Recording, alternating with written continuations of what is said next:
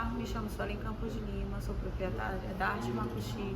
Venho mostrar aqui para vocês o motivo do qual nós estamos querendo participar do Elas que Exportam.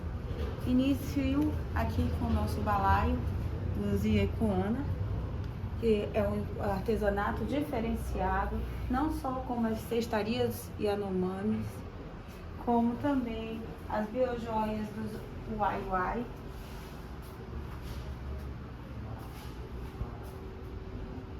inspirado para exportar os artesanatos Uarau, que são feitos de fibra de buriti, não só como cestarias, mas como até mesmo esta rede.